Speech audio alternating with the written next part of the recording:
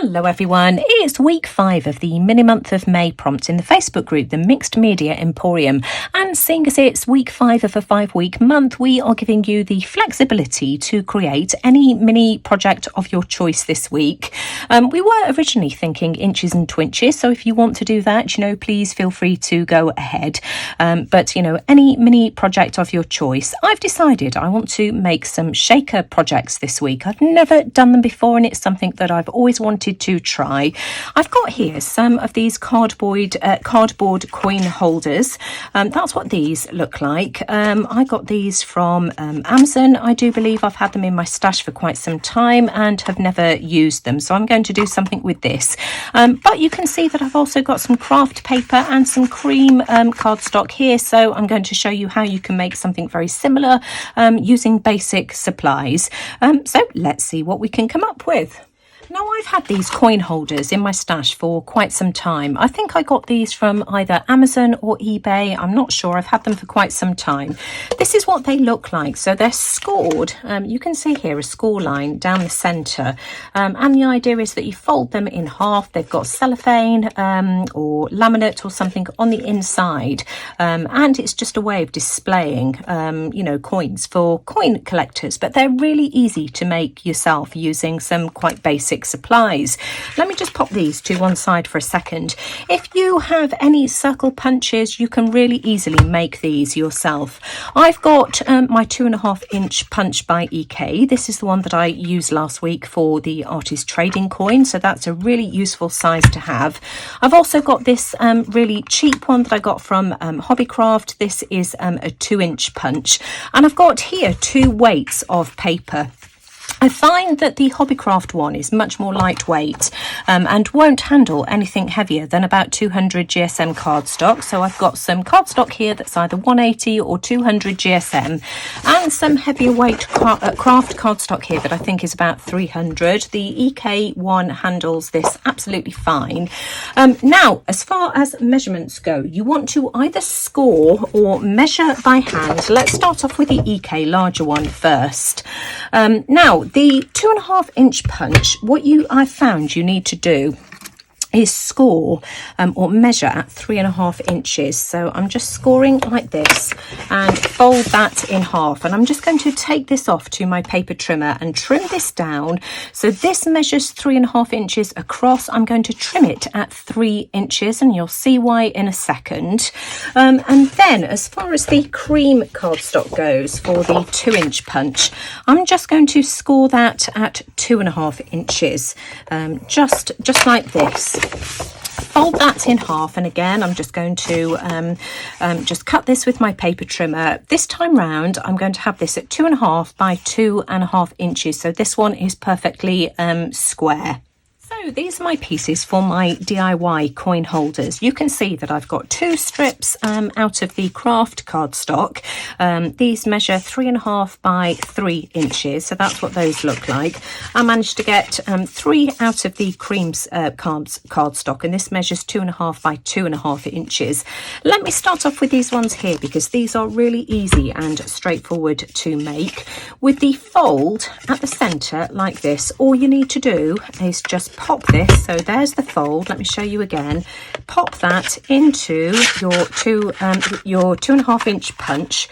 Make sure that you squeeze it right down, make sure that it's even on either side, and then you're going to need to really sort of punch down quite heavily on this. Here we go, I've done it. That took some doing, but it is doable. And then that's what you're left with. So keep these because these are absolutely perfect for artist trading coins. Let me show you that again. So with the fold down, let's have a look. It might be easier for me to just punch this way round. So again, I'm just going to press down really firmly. And it does take, there we go, we've done it, you can see. So there we go, we now have both of these. So you can see why sometimes that the thicker cardstock is a bit more difficult. So use thinner cardstock if you want it easier on yourself. Now, the reason I had it at 3.5 inches is just that it's even on these three sides, and it just makes it really easy for me to take this off to my paper trimmer now and just eyeball this so that it's even all the way around. So there we go, I've trimmed these. You can see that now they look nice and even all the way around, and all I need to do now is find some piece of plastic or acetate. You could even use the inside of a security envelope. I did have one to hand, can't find it now, but you know, use whatever you have available, even, you know, a piece of plastic from one of your stamps. You know, that's absolutely ideal. And so let's tackle these now. Now, these ones are a little bit more tricky. What I found you need to do with these is measure. So these are 2.5 inches. You need to measure at 1.125 inches. So make a mark there. That's your central point. And then 1.25 again, which is just there. And that's where you need to put your punch. And so now you can just eyeball this and make sure that that's pretty much in the center, about there, like that. Let's just make sure that that's really centralized, and again just punch down. There we go, just like that. And you can keep those to make further embellishments if you want to. And so that's it. That is the makings of your own homemade coin holder. So here are my homemade coin holders. These are the larger ones using the 2.5 inch punch. So that's what those look like. And these are the smaller ones using the 2 inch punch.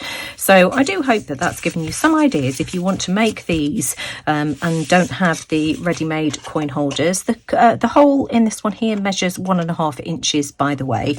So let's see what we can come up with. Let's start off with the ready-made ones. I think the background on these looks really plain and boring, and because they've already got cellophane on the inside, we need to find a way, if we're going to do any kind of stamping or any design, to cover up the plastic. So I have found that the lid of my Treasure Gold fits absolutely perfectly, and all I'm going to do is, in fact, what I'll do is make it easier for myself. I'm just going to fold a piece of regular copier paper in half like this, and I'm just going to draw around my lid and fussy cut that out. So let's just trim that just to make it easier, and then I'm just going to trim around the outside, and you'll see why I've done that in a second. So of course now we've got 2 circles here that should fit this perfectly. There we go. So that will just cover up the plastic so that we can stamp on these without making any marks on the inside. Let's decorate one of these coin holders and just make it look a bit more interesting. Now, I've got some of my Memento ink and espresso truffle. I've also got this dictionary stamp here as well. This is a Kaiser craft one. And what I'm going to do is just place, in fact, actually, what I'm going to do is use some repositionable glue, just a tiny amount like this. And I'm just going to pop that over there like that. Do the same on the other side of this one here. Just pop that over. You'll see why I'm doing this in a second. And then I'm just going to ink up my stamp pad. Let me just pop the lid back on that glue. So in fact, actually, it's probably easier if I take the ink to the stamp than the other way around. So let's just make sure that we've got plenty of ink on there. And what I'm going to do is just stamp this straight over the top. I'm not sure which way up it goes. It doesn't really matter because we can turn it round after anyway. And so stamp that down there just like that. And I'm going to hold that down for a second or two just for that ink to grab. And then let's just, there we go, lift that off. And then we can peel these up, and of course then the acetate in the background is all nice and clean. Now, before I fold this together, I'm just going to use some distress ink in frayed burlap just to ink around the edges as well. Here we go, like this. being careful not to smudge any ink, just in case it's not quite dry yet. And then I'm just going to have to set this aside for a minute or two. Don't be tempted to dry this with your heat tool, because the acetate will just melt. How do I know? It's because I found out earlier, and I'll give you another idea if that happens to you later as well. But how cool does that look? If you've got the coin holders but you don't have any stamps, the other thing you can do is just add some stamping just over the outside like this. So just avoid the centre, just pounce up and down like this, and this will just give it a really nice vintage look. So you can make these as complicated or as simple as you like. So I'm just going to go all the way around, and we'll see what these look like when they're finished and see which ones we prefer. Sometimes simple is just as beautiful. And again, we can just ink around the edges just to frame it, just like this. And because this is quite a slick surface on the outside, it's going to take a minute or two for the ink to dry. Now, of course, we can do a mixture of both of these. I've just gone around another one of these just with the Distress Oxide ink. And this time I am just going to use my little masks. Let's put these over the top. Oh, hang on, not quite in the right place. So we can pop these over like this just to protect the vellum, the acetate, whatever it is. And again, I've inked up my stamp, and I can just go over the top like that. And then we've got a mixture of the two. Let's see what this one looks like.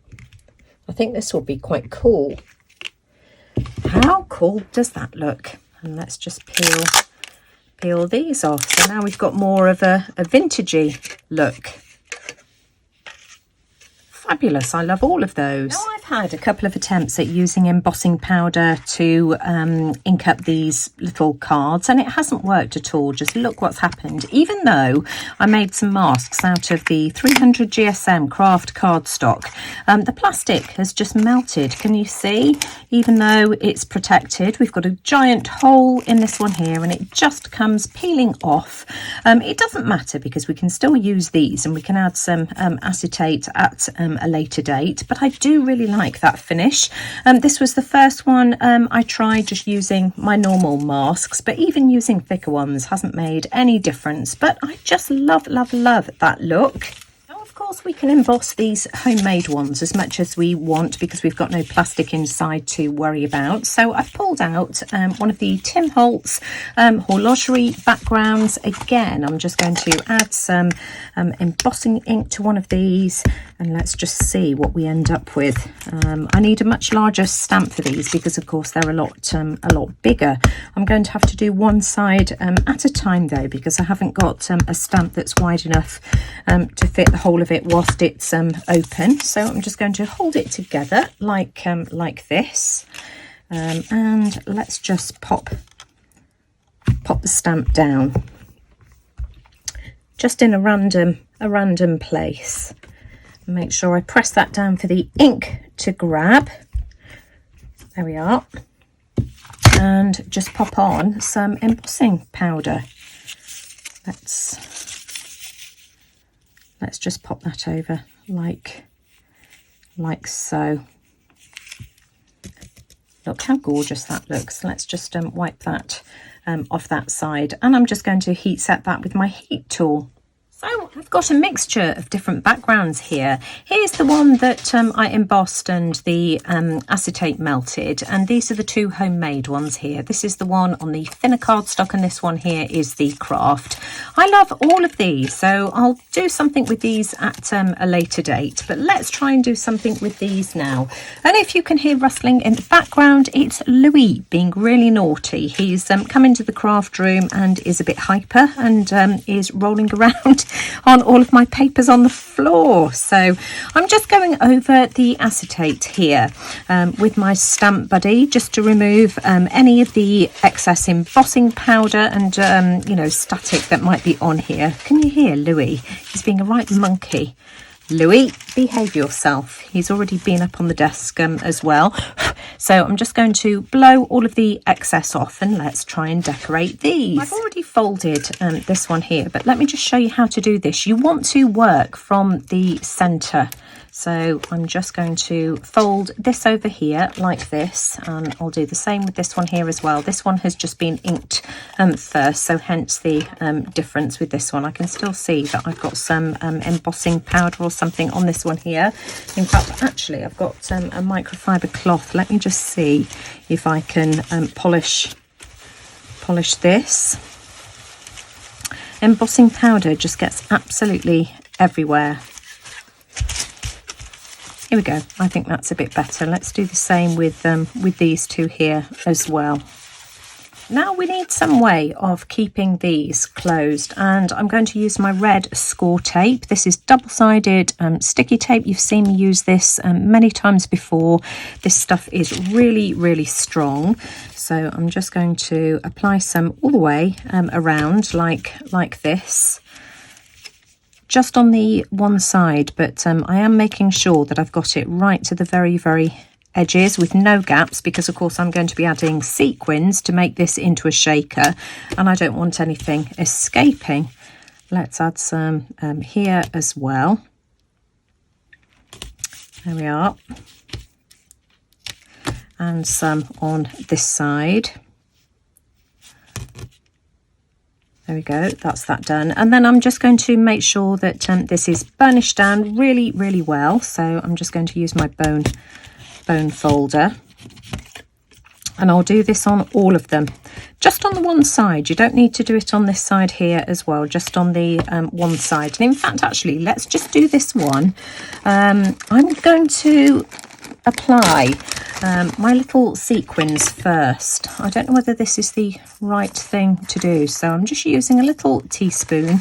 I don't want too many because I don't want it too thick. I want my sequins to be able to move.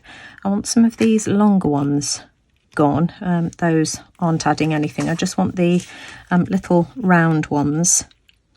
I think that's going to be enough. I've got another long one there. Let's just replace that with a few smaller ones. And you can see that I'm adding this before I remove my tape. And then I'm going to use my pokey tool, if I can find it. I had it here a second ago. Where's that gone? Here we go, found it. And I'm just going to really carefully remove the backing tape. Just make sure that you don't get any of these sequins on the tape. So I'm going to have to be really careful about how I do this and not be clumsy. So keeping it really still. Oh my gosh, this is hard. Ah! Only two more sides. We're nearly there, nearly there. Just making sure that I get those in the centre there like that, and then just one more. Oh gosh. Oh dear. You can see that they ping all over the place. So you've just got to be really careful about this. Just one more edge to go. Here we are. And then just fold that over really carefully. Just like this. There we go. Oh, gosh, done it. And just look at that. I love that. That's so, so cute. And, you know, can you hear that movement? They're shaking around. I love how that looks. So I'm going to do the same with the other ones as well. Now you can see I've got this one here, and that may be far too many sequins, but we'll give it a try. Much easier to do it off camera, I have to say. I love how that looks. Just love that. That's cool. I prefer it actually with a few more sequins. So let me show you what to do with the ones that we've made ourselves. So this is this one here, and you can see that I've added tape to both sides of the inside. I've got some acetate here, which is just from a piece of packaging. and I'm just going to mark this. Let me just grab a marker pen, and I'm just going to trim this down on my paper trimmer here, like this. And as you can see, I've got one piece of acetate here for either side. I'm just going to peel up the glue in exactly, or tape in exactly the same way as I did before. In fact, it might be easier just to do it to the top. Make sure I get it the right way up, just like that, and then I can peel up the other sides. So I'm just going to glue this all the way around, just like so. Stick that down and then unpeel the bottom parts, and I'll do exactly the same on the left hand side. There we go. So now we've got this. So I'll do the same on this side here. So let's just peel up the top, just make sure that I've got that the right way up. There we go, like that, and peel off the other edges. And then I need to add some more tape just to the one side this time, in the same way that we did before, just so that I can stick the two sides together once I've added my my glitter, my sequins.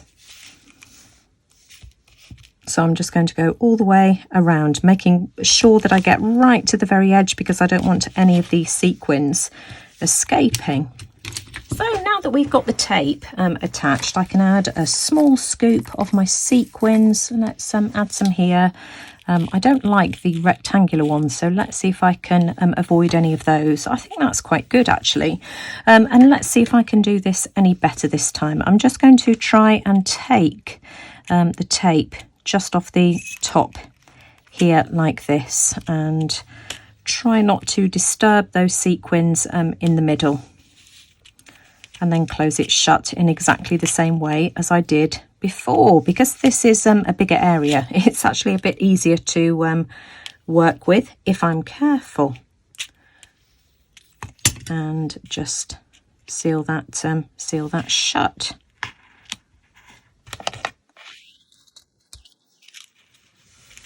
There we go, just like that, so much easier. There we go, just seal that shut all around the edges.